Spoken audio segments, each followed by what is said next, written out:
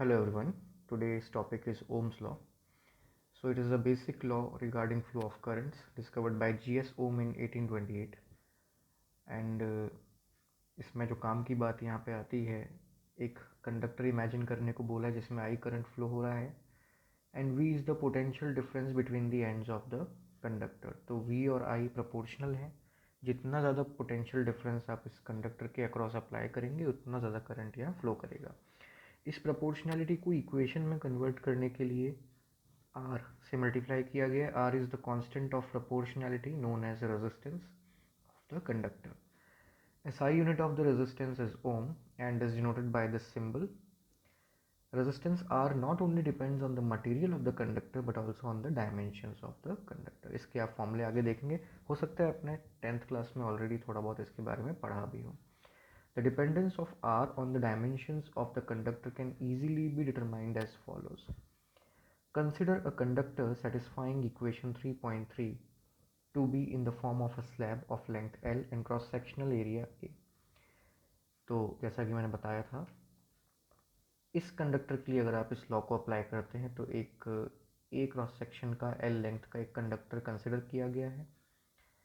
ठीक है, diagram 3.2a में. Imagine placing two such identical slabs side by side so that the length of the combination is 2L. The current flowing through the combination is the same as that flowing through the either of the slabs. If V is the potential difference across the ends of the first slab, then V is also the potential difference across the ends of the second slab. Since the second slab is identical to the first and the same current I flows through both. दोनों में ही identical slabs हैं इस diagram में. दोनों की length same है, दोनों के एरिया सेम है, इवन दोनों के करंट सेम है. तो इस वजह से इन दोनों के जो पोटेंशियल डिफरेंसेस हैं वो भी क्या रहेंगे, सेम रहेंगे. ये सब यहाँ पे एक्सप्लेन किया जा रहा है इस चीज़ को, है ना.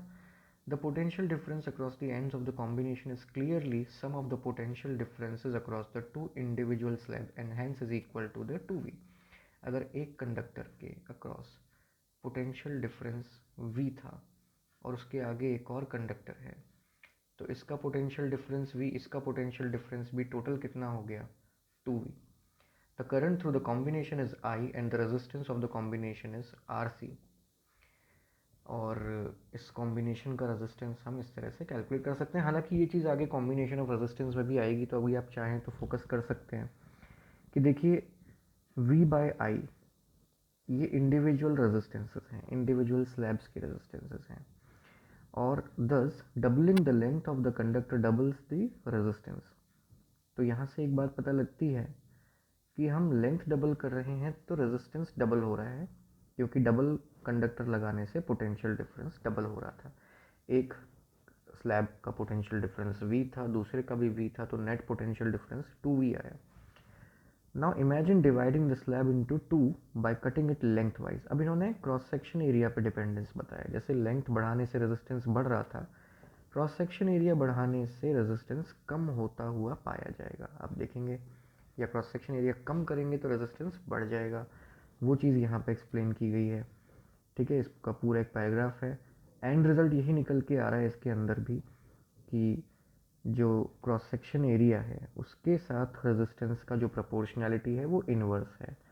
सो यहाँ पे मैं रिजल्ट पे आता हूँ. In general then the resistance R is inversely proportional to the cross section area.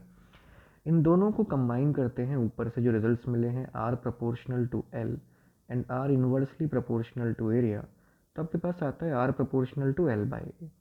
और इसको इक्वेट करने के लिए जिस कांस्टेंट से आप मल्टीप्लाई करते हैं वो है rho, which is known as resistivity और specific resistance. So V is equal to I into R. Ohm's law का जो रिजल्ट था उसमें हम R को रो एल बाई ए भी लिख सकते हैं, और यहाँ भी I अपॉन ए को हम बोल सकते हैं करंट डेंसिटी. यानी ये रिजल्ट ऐसे भी लिखा जा सकता है J rho L. And further, if E is the magnitude of the uniform electric field in the conductor whose length is L, then the potential difference V can be written as E into L on the left hand side as well, है ना. यानी अगर मैं इस equation को modify करूँ तो V को E into L लिखा जा सकता है, ये हम इलेक्ट्रोस्टैटिक्स के टाइम से जानते हैं. दूसरी साइड J रो और L है, L से L कैंसिल हो गया, तो जे इक्वल टू आ रहा है rho by J equal to आ रहा है आपके पास में J equal to E by rho and 1 by rho can be written as sigma. So J is equal to sigma into, ये एक इम्पॉर्टेंट रिजल्ट हमारे पास में है, and this equation reads as this. यहाँ तक हम पहुँचे हैं, ये चीज़ हमने पता करी है.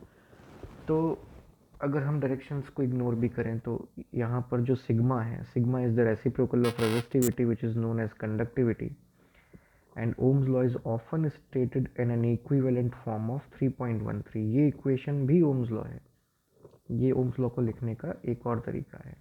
ठीक है, तो यही सब चीज़ें हैं.